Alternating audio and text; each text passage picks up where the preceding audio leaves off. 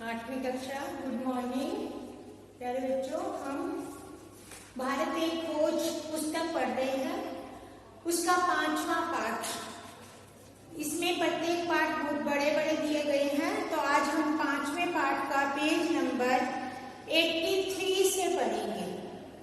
तो आप बेटा इसको साथ साथ पढ़ते रहेंगे ताकि आपको समझ आ जाए।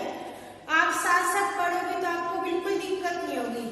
कई बच्चे सोचते हैं इकट्ठा काम कर लेंगे, ऐसा नहीं होता बेटा।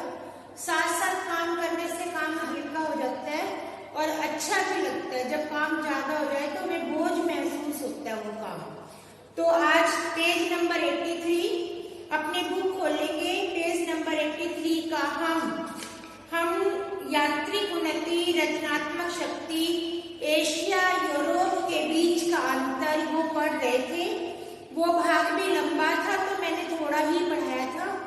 तो आज हम पेज नंबर 83 के ऊपर से 4th लाइन से पढ़ना शुरू करेंगे। यह बात ध्यान देने योग्य लायक है कि वर्गों का प्रभाव इस हद तक था कि नियमित लोगों के लिए इस्लाम में हिंदू धर्म परिवर्तन सामूहिक रूप से किया गया। लोगों ने अपना धर्म परिवर्तन कर लिया। ऊंची जाति के लोगों में व्यक्ति कभी कभार अकेले धर्म परिवर्तन कर लेता था, पर निम्न श्रेणी के लोगों में मोहल्ले में एक जाति के लोग या फिर लगभग सारा गांव ही बदल लेता था। यहाँ पर बताया इस्लाम धर्म का प्रभाव। इस्लाम धर्म में क्या था, जो अमीर लोग थे वे तो कम बदलते थे, परंतु जो छोटी जाति के लोग थे वे सभी लोग अपना धर्म परिवर्तन कर लेते थे। इसलिए उनका सामूहिक जीवन, कामकाज पहले की तरह चलते रहे। केवल पूजा के तरीके आदि में छोटे मोटे अंतर आ गए कि जो पूजा पाठ करने का तरीका था वह थोड़ा बदल गया, जिस पर मुसलमानों का एकाधिकार है। इस तरह कपड़ा बुनने का काम मुख्यतः और ज्यादातर हिस्सों में पूरी तरह मुसलमान करते थे। यहाँ क्या बताया, जो कपड़ा बुनने का काम था वे केवल ज्यादा लोग मुसलमान किया करते थे। भारत में रहने वाले अधिकतर हिंदुओं में हिंदू धर्म से धर्म परिवर्तन किया था। कुछ लंबे संपर्क के कारण भारत के हिंदुओं और मुसलमानों ने बहुत सी समान विशेषताएं, आदतें, रहन सहन के ढंग, कलात्मक रुचियां विकसित की। विकसित करना, बढ़ना। कौन कौन सी हिंदू और मुसलमानों की समान विशेषताएं? आदतें, रहने का ढंग, जो कला के प्रति रुचि। वे शांतिपूर्वक एक कौम के लोगों की तरह साथ साथ रहते थे। कौम अर्थ लिखो जाति। एक दूसरे के त्योहारों और जलसों में शरीक होते थे। शरीक होना, शामिल होना। एक ही भाषा बोलते थे। कौन? या हिंदू मुसलमान, प्रेम भाव दिखाया गया। बहुत कुछ एक तरह से रहते थे, एकदम एक जैसी आर्थिक समस्याओं का सामना करते थे। यह तमाम आपसदारी, एक साथ रहना सहना वर्ण व्यवस्था के बावजूद हुआ। ऐसे मेल मिलाप में बाधक थी। एक आध उदाहरण को छोड़कर आपस में शादी विवाह आदि में शामिल होते थे। ऐसा होता था, दोनों पक्ष मिलकर एक नहीं होते थे। आपसी खानदान एक नहीं होता था। इस मामले में बोरी कड़ाई नहीं बरती जाती थी। औरतों के पर्दे अलग अलग थे। सामाजिक जीवन में भी रुकावट आई। तो अब यहाँ बताया कि अनेक परिवर्तन हुए। इसके बाद अगले पेज पे आ जाओ। Page number 84। गांव की आम जनता में अर्थात आबादी के बड़े हिस्से में जीवन मिला जुला था। उनमें सामूहिकता कहीं अधिक थी। गांव के सीमित घेरे के भीतर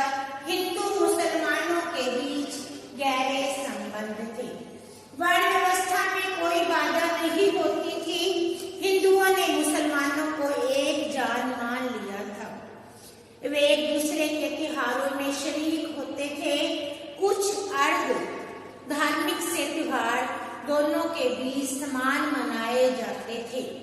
उनके लोकगीत भी एक जैसे थे। लोकगीत गाते हैं ना शादी विवाह में। इनमें से ज्यादातर लोग किसान, दस्तकार, शिल्पी थे। ये भी रेखांकित करो। ज्यादा लोग कौन थे? किसान थे, दस्तकार थे और शिल्पी थे। शिल्पी होता है जो हाथ से कलाकारी करते हैं। मुगल शासनकाल के दौरान बहुत से हिंदुओं ने दरबार की भाषा फारसी से पुस्तकें लिखी। इनमें से कुछ पुस्तकें कालजयी रचनाएं मानी जाती हैं। इसी समय मुसलमान विद्वानों ने फारसी में संस्कृत की पुस्तकों का अनुवाद किया। हिंदी में भी लिखा, फारसी में भी लिखा और संस्कृत में भी लिखा। हिंदी के सबसे प्रसिद्ध कवि दो थे। अंडरलाइन करो दो प्रसिद्ध कवियों के नाम। मलिक मोहम्मद जैसी, जिन्होंने पद्मावत लिखा। पद्मावत को महाकाव्य का रूप दिया गया। ये रेखांकित करो, बहुत इंपॉर्टेंट प्रश्न है। पद्मावत किसने लिखा? मलिक मोहम्मद जैसी और अब्दुल रहीम खाना खान। रहीमदास का नाम तो आप अपनी पुस्तकों में भी सुनते हो, रहीम के दोहे भी सुनते हो। रहीम का पूरा नाम क्या है?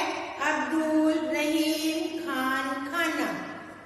इन्होंने कौन कौन सी भाषा में लिखा? अंडरलाइन करो। अरबी, फारसी, संस्कृत, तीनों भाषाओं के विद्वान थे। उनकी हिंदी कविता का स्वर बहुत ऊंचा था। कुछ समय वे शाही सेना के सिपल सालार रहे। फिर उन्होंने मेवाड़ के राणा प्रताप की प्रशंसा में लिखा, जो बराबर अकबर से युद्ध करते रहे। उनके सामने कभी हथियार नहीं डाले। दो प्रसिद्ध कवि के नाम आए, कौन कौन से? मलिक मोहम्मद जैसी और रहीमदास। रहीमदास के दोहे तो आज आप लोग भी पढ़ते हो। इसी में 84 पेज पे अगला स्टार्ट है। औरंगजेब ने उल्टी गंगा बहाई। उल्टी गंगा बहाना, विरुद्ध कार्य करना। हिंदू राष्ट्रवाद का उभार शिवाजी। शिवाजी का नाम सबने सुना है, मराठों के सबसे शक्तिशाली शासक हुए। औरंगजेब समय के विपरीत चलने वाला शासक था। रेखांकित करो। औरंगजेब के बारे में बताया, अपनी सारी योग्यता और उत्साह के बावजूद उसने अपने पूर्वजों के द्वारा किए गए कामों पर पानी फेर दिया। वह धर्मांध और कठोर नैतिकतावादी था। औरंगजेब की देखो क्या क्या विशेषताएं हैं। उसे कला साहित्य में कोई प्रेम नहीं था। हिंदुओं पर पुराना घृणित जजिया कर टैक्स को बोलते हैं।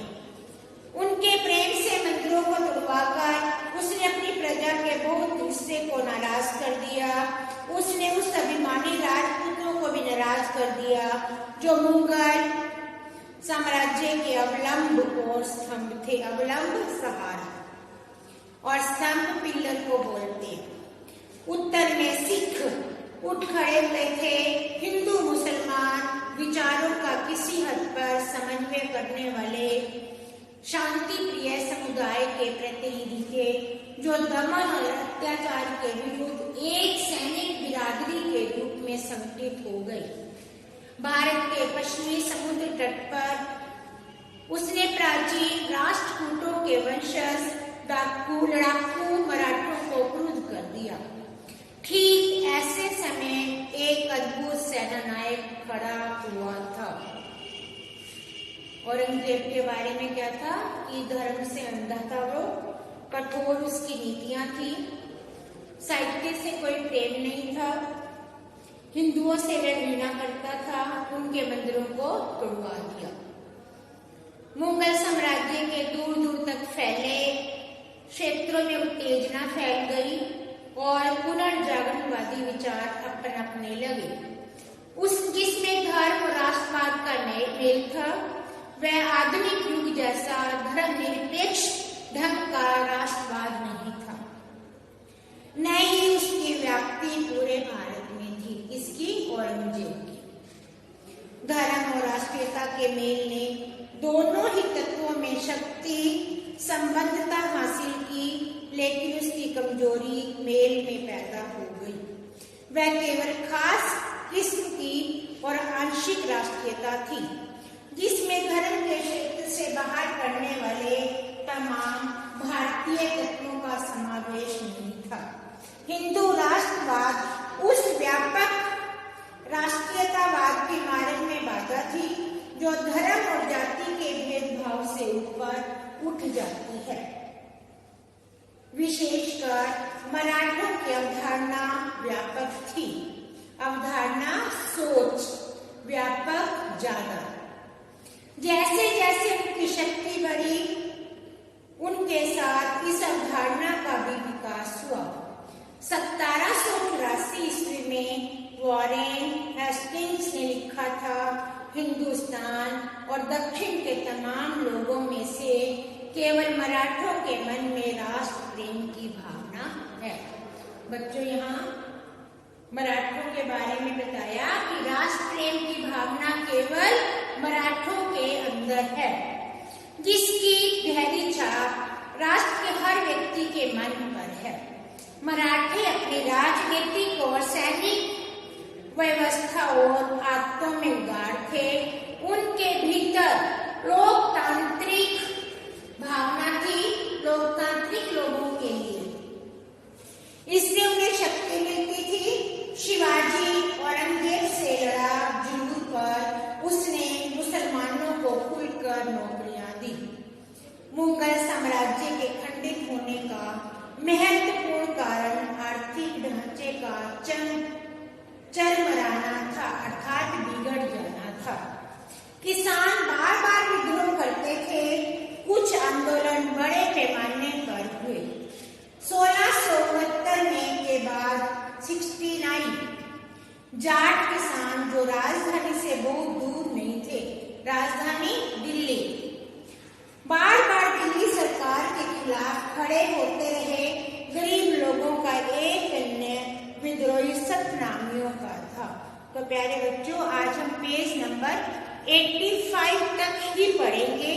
उसके बाद आज हमने किसके बारे में पढ़ा? औरंगजेब के बारे में पढ़ा और मुसलमानों के बारे में पढ़ा।